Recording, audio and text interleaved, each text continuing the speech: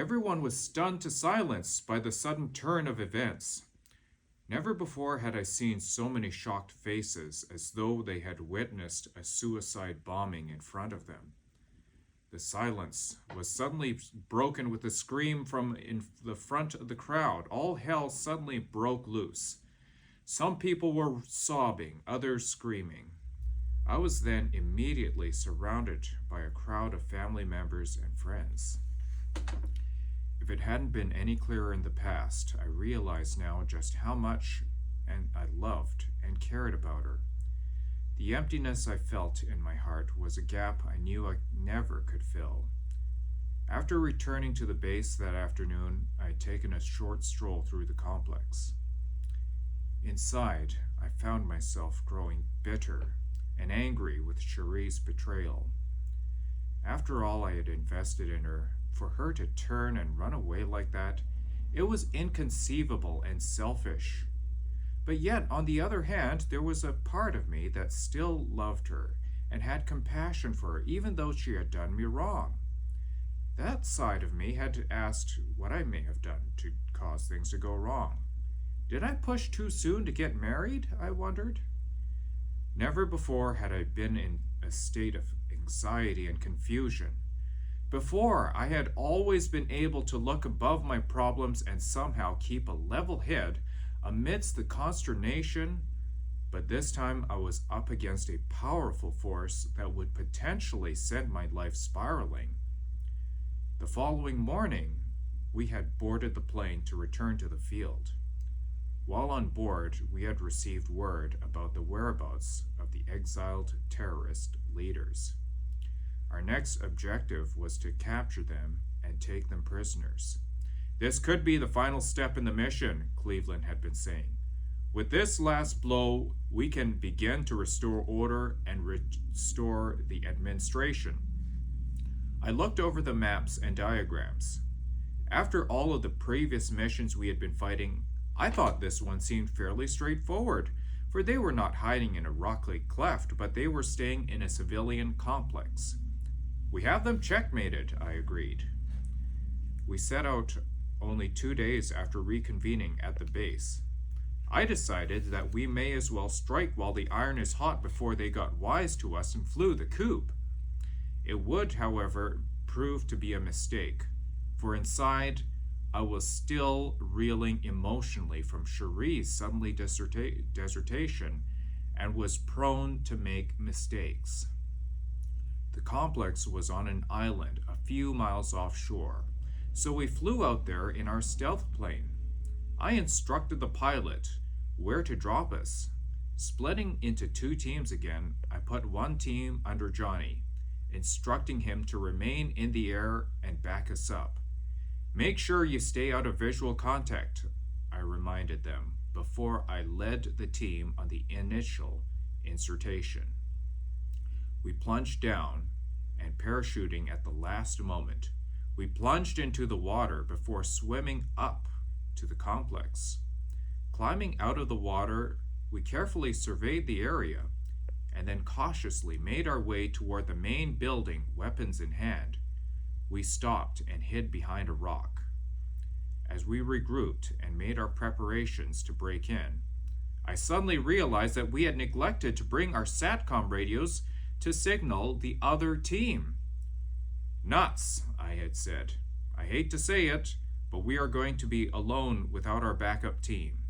Change of plans. I need 3 men to scale the back wall and break into the window. 2 of you stay on guard in case something should happen. The rest of you be prepared to storm the front entrance. At that point, we unpacked our equipment and got to work. As I scaled the wall, pick in hand, I said a quiet prayer, hoping I could be successful in executing the mission, for I knew I was slipping.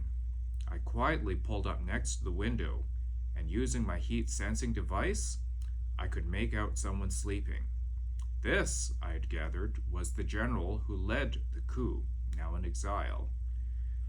With lightning speed, I smashed my pick into the window before jumping in. As the man awoke and whipped out a gun, I whipped out my taser gun and knocked him out. I swiftly bound the general as my men came in and hurled him toward the window.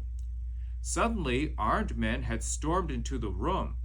I ordered my men to take our prisoner out the window while I would hold the men back. As the guys swarmed around me, I quickly leapt upon the two of the men, knocking them down with a series of 1-2 punches. Many more swarmed up behind me, but I quickly moved to tackle them before knocking down the man in front of me, before leaping right upon the shoulders of one of the men, then jumping again back toward the window. "You guys can kill me now," I said to them, "but it is over." A commotion arose outside. Apparently, alarm had been raised that we had raided the complex, and they were all on us. Gunfire had erupted. I slid down the rope before whipping out my gun again, but before I could fire, chloroform began rising up from the ground. I suddenly realized that we did not bring our gas masks. Another bad mistake. We were soon knocked out. When I had awoken, I could see that we were tossed into a dungeon. The room was so cramped that we were made to lie atop of one another. "This is it," I said to myself. I was unable to believe that I could have made such a bad mistake. The men outside the base were probably scattered about, trying to find us, while we were locked inside. An entire platoon had failed its mission and had only managed to get itself captured and held hostage. And it was entirely my fault for losing my mind at such a critical moment. None of my men said anything to me. In our military training, we were disciplined never to question our superiors, even when they made poor decisions. But as of now, I didn't care if they questioned me. I would have deserved it.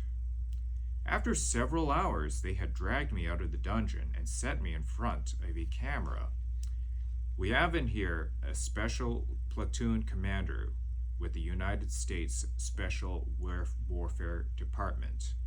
We have him in custody," the ringleader had said, smirking into the camera. "Your most elite military division is now held hostage, unable to protect you and serve you as you claim. Your forces for justice has become but fodder." He struck me across the face. "Is this what you Americans rely on to protect you?" he continued. He then kicked me in the waist. "Your protection is gone," the man went on.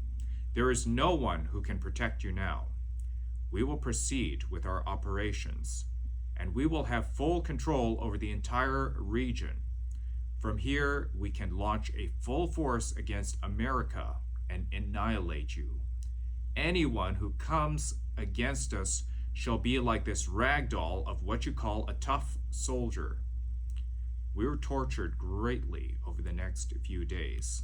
I overheard one of the men suggest they simply kill us, but the leader said that we would be used for us to fulfill another purpose. I was dragged out, and they injected me with something. My vision began to cloud, and then my mind went blank, and I fell over. Okay.